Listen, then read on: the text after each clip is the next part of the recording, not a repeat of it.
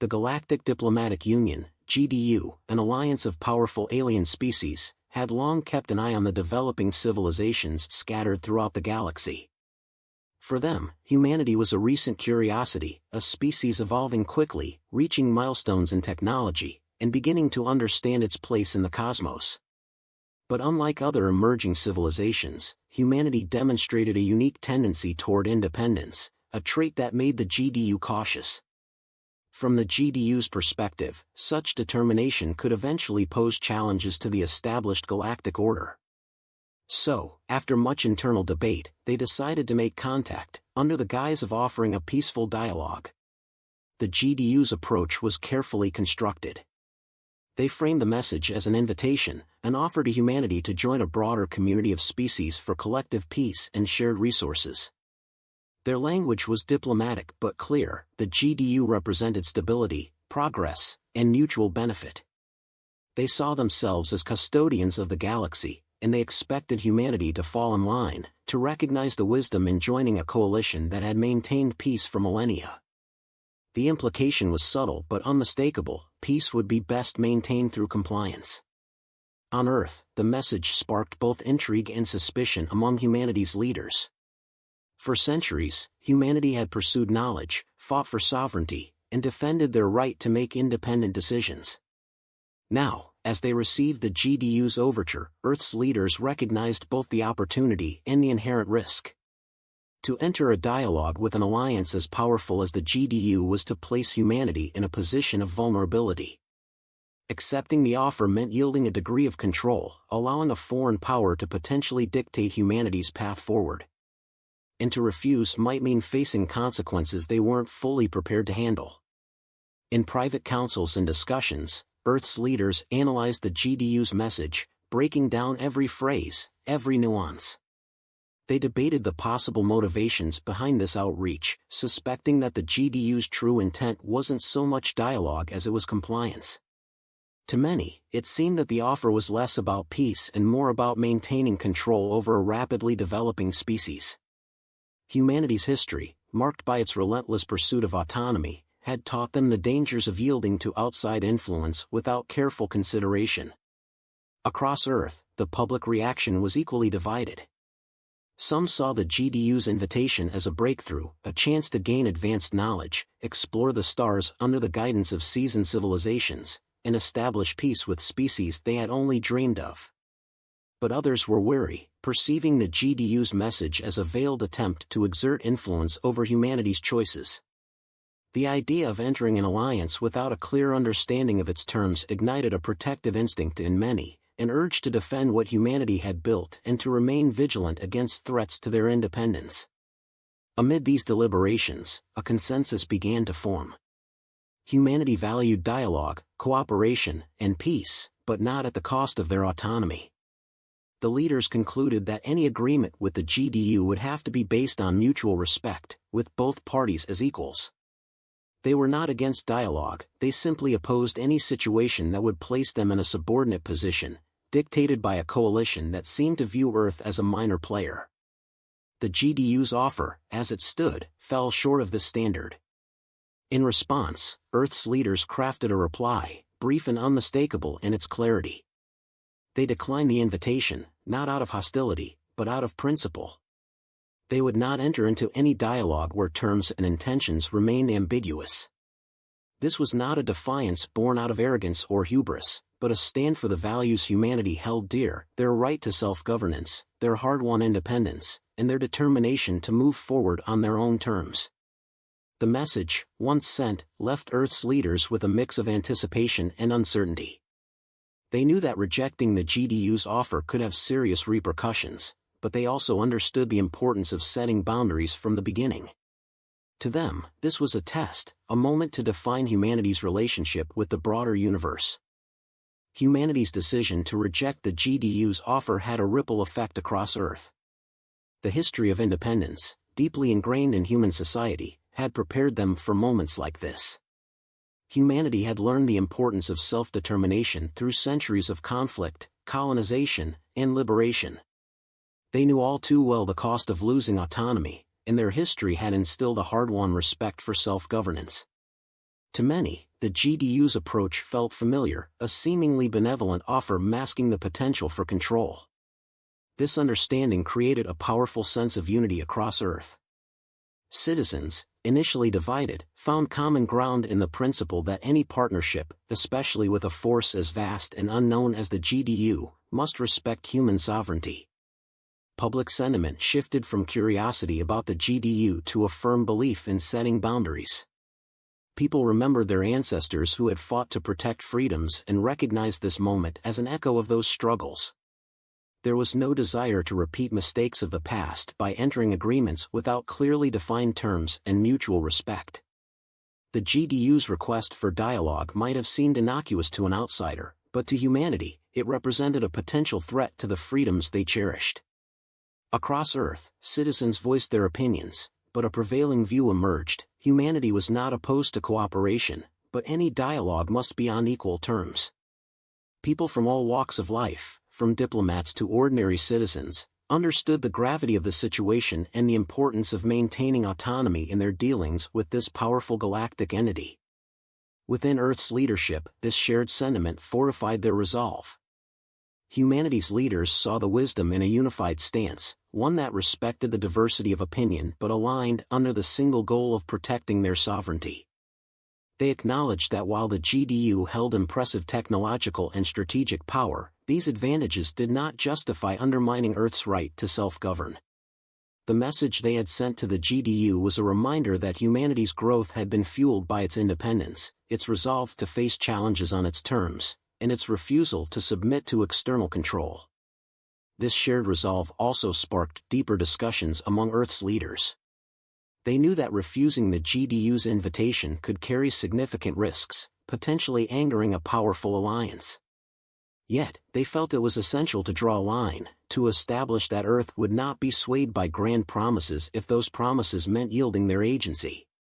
They recognized that humanity was at a pivotal moment, one where their actions would define their standing among other civilizations. The decision to refuse the GDU's offer was about setting a precedent for all future interactions. Humanity would only engage as an equal. Earth's response to the GDU became a point of pride, a decision that symbolized their unity and determination. This stance resonated deeply with the public, reinforcing the idea that they had chosen the path of resilience rather than submission. By declining the invitation, humanity was asserting that it valued its journey, its lessons, and the struggles that had shaped it. Earth's leaders understood that they were not rejecting the idea of cooperation but were refusing to do so under terms that lacked transparency and equality. The public's confidence grew as they saw their leaders standing firm. Humanity's history had shown that true alliances were built on mutual respect, not on the patronizing offers of protection from a superior power. To accept the GDU's terms without question would undermine everything humanity had worked toward. People saw this as an opportunity to set a new standard for how they engaged with other species, a standard that honored their values and hard-earned independence. In the end, humanity's stance was clear: they were open to dialogue, but only if it respected their principles. The decision reflected not only a commitment to safeguarding their autonomy but also a determination to shape their own future in the galaxy. They had chosen the harder path, one that might come with risks, but it was a path that preserved their identity and the essence of what it meant to be human. The GDU's members, accustomed to being treated with reverence, received humanity's response with a mixture of shock and frustration. They had anticipated curiosity, perhaps even enthusiasm, at the prospect of joining an advanced alliance. The refusal was an unexpected insult, a break from the deference that other developing civilizations had shown. To the GDU, the idea that humanity would reject their offer outright signaled arrogance and recklessness. In response, the GDU convened an urgent council to address what they viewed as a budding threat. Within their ranks, leaders debated the best course of action. Some argued that humanity's rejection stemmed from ignorance, a lack of understanding of the GDU's power. They believed a second message should be sent, one more forceful, to communicate the weight of what humanity was risking by refusing. Others, however, saw the refusal as a direct challenge, interpreting it as a sign that humanity might harbor dangerous ambitions. They contended that allowing such defiance would set a dangerous precedent, encouraging other worlds to question the GDU's authority. Eventually, a decision was reached to send humanity a warning, this time laced with a veiled threat. The GDU framed it as a reminder of the galaxy's dangers, implying that refusal to join the alliance could leave humanity vulnerable to forces far beyond their control. The message spoke of isolation, of risks that even the GDU might not be able to protect them from if they insisted on remaining separate. The GDU's language was careful, yet the implications were clear: join us, or face the potential consequences of standing alone. Humanity received the message with calm resolve. Earth's leaders recognized the warning for what it was, an attempt to pressure them into compliance. The GDU's words only confirmed humanity's suspicions that this was less about dialogue and more about control. Rather than swaying Earth's leadership, the warning strengthened their resolve. They saw this not as an offer of friendship but as a power play, a tactic to bring them under the GDU's influence. Humanity's response was swift and unambiguous. In a carefully crafted reply, Earth's leaders reiterated their stance, making it clear that they would not be intimidated. They emphasized that they valued autonomy and the right to self-determination above any promises of security. This decision was not a refusal to engage with the galaxy, but a declaration that any engagement must be on equal footing. They rejected the notion that humanity's survival depended on bending to the will of a distant alliance, reminding the GDU that true cooperation could not be forced. This answer resonated throughout the GDU's ranks, sparking heated debate. Some members viewed humanity's defiance as a naive mistake, one that would surely be corrected with time. Others, however, saw it as a dangerous example. If humanity, a relatively new civilization, could reject the GDU's influence, it might inspire others to do the same. The precedent worried them. After all, the GDU's power rested not only on its technological might but on the respect and compliance it commanded across the galaxy.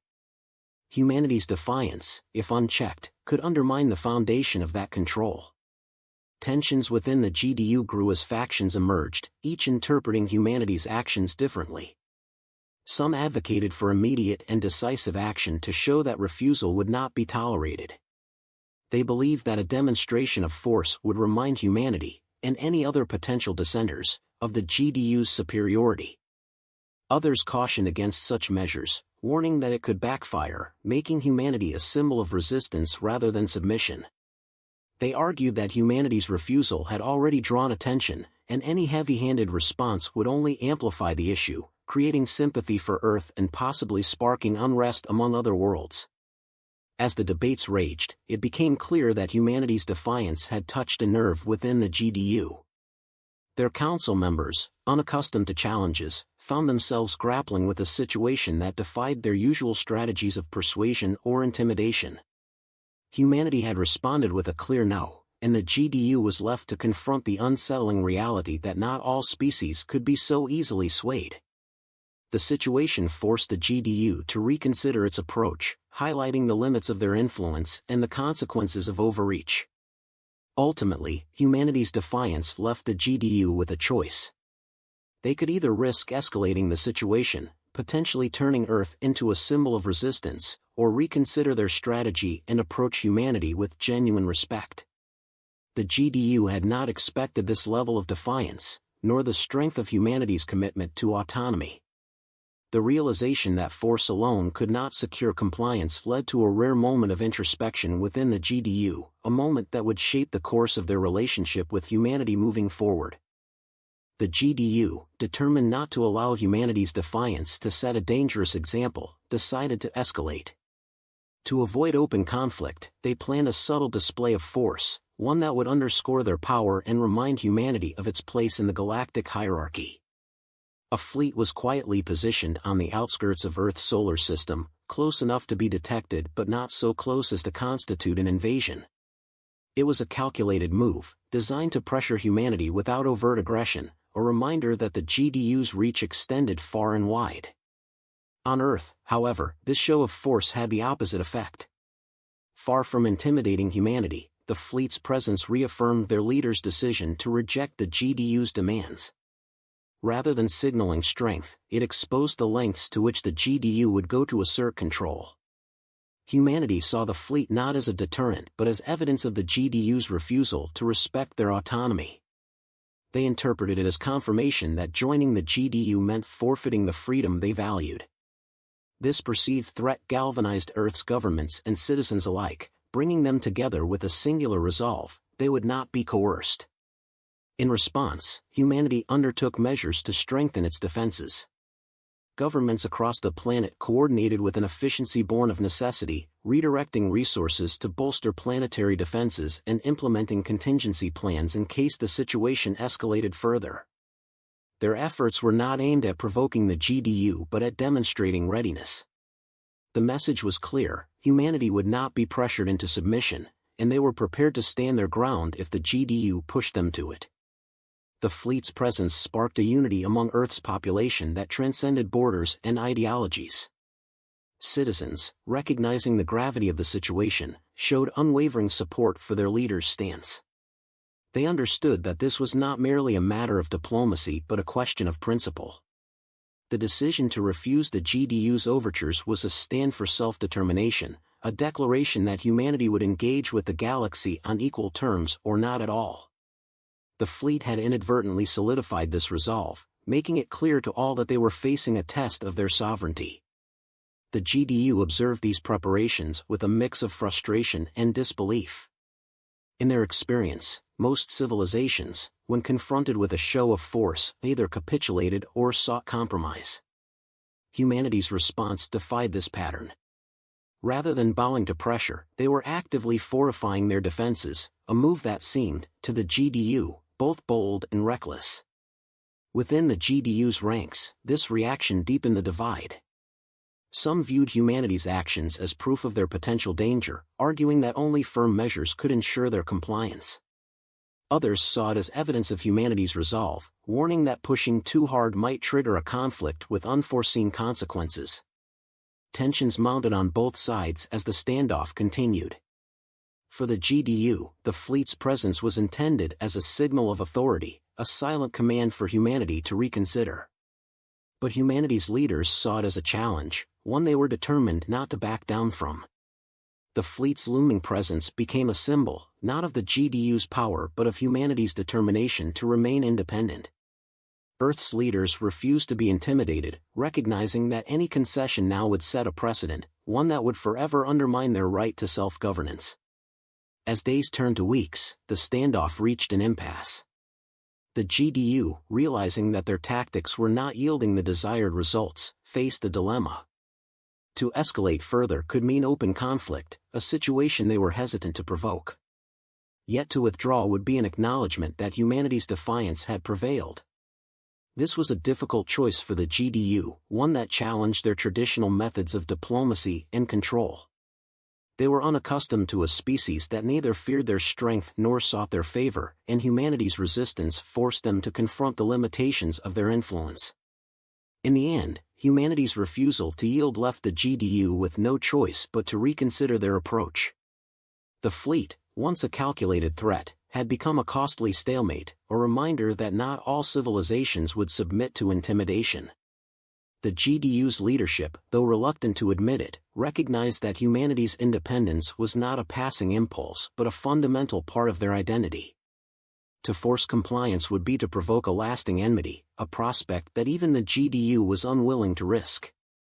Faced with this reality, the GDU began to understand that humanity's defiance was not a challenge to their authority but an assertion of their own identity. Humanity had made it clear that they would engage with the galaxy on their own terms, that they would not be swayed by pressure or fear. And in doing so, they had won a quiet victory, one that would shape the nature of their future interactions with the GDU and the galaxy at large. After weeks of tension, the GDU's leadership acknowledged a fundamental truth: humanity was not going to submit. Despite the show of force, despite carefully veiled threats, humanity had refused to bend, a position grounded in principle rather than recklessness. The GDU's fleet, intended as an imposing reminder of the galaxy's established hierarchy, had failed to intimidate them. In the face of this resolute independence, the GDU's leadership understood that further pressure could lead to a far-reaching conflict with consequences beyond Earth. Humanity's refusal had forced the GDU to reassess its approach, compelling them to confront their own limitations in handling a species so committed to self-determination. In the midst of this stalemate, the GDU leadership made a pivotal decision: to withdraw their fleet and reframe the terms of their engagement. For the first time, the GDU approached Earth as an equal, offering a new dialogue built on mutual respect. This was a marked departure from their previous stance, and it was one the GDU entered with caution, fully aware of the precedent it was setting. By shifting the balance of power in their approach, they signaled a recognition that humanity's stance was not a threat but a declaration of autonomy. Humanity received this shift with both caution and acknowledgement. They understood that the GDU's withdrawal represented a major shift in galactic diplomacy, a quiet acknowledgement of their hard-earned stance. This new offer of dialogue, framed without ultimatums or implied control, signaled an opportunity for constructive engagement that respected Earth's sovereignty. Humanity's leaders, while wary of lingering intentions, recognized the importance of setting a positive example for other civilizations. In their acceptance, they clarified that Earth's participation would remain rooted in equal standing, with no concessions to authority that compromised their independence. This outcome echoed across the galaxy, reaching civilizations that had previously lived under the shadow of the GDU's control. Humanity's success was more than a strategic victory; it was an affirmation of the principle that no civilization, however small, need yield to pressure that undermines its right to autonomy. Other worlds, long compliant with the GDU's influence, saw in humanity's defiance a powerful model of self-determination. The implications were far-reaching, challenging the GDU's long-standing assumption that their authority would go unquestioned. For the GDU, this was a humbling turning point.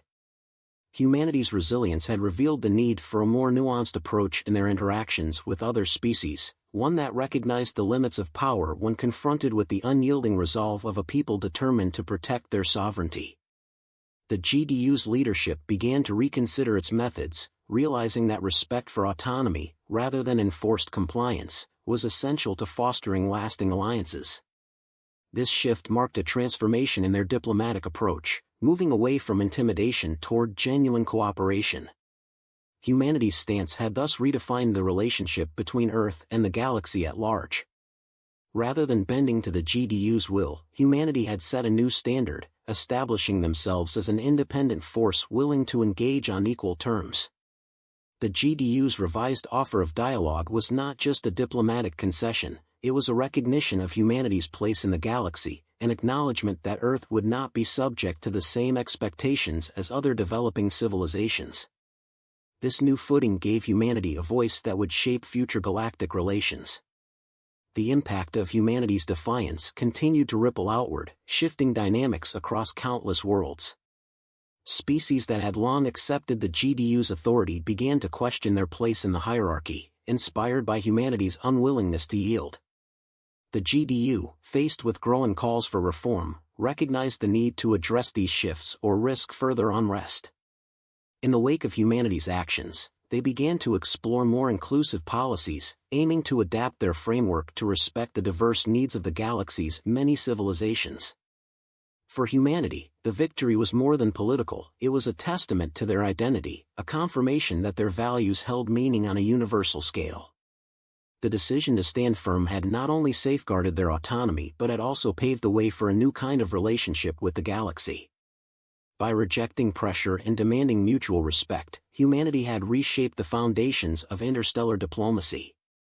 This choice would resonate far into the future, as both a warning and an example to any who sought to impose their will on Earth. In the end, humanity's defiance left an indelible mark, a reminder that the galaxy's true strength lay not in dominance but in respect for the sovereignty of all its civilizations.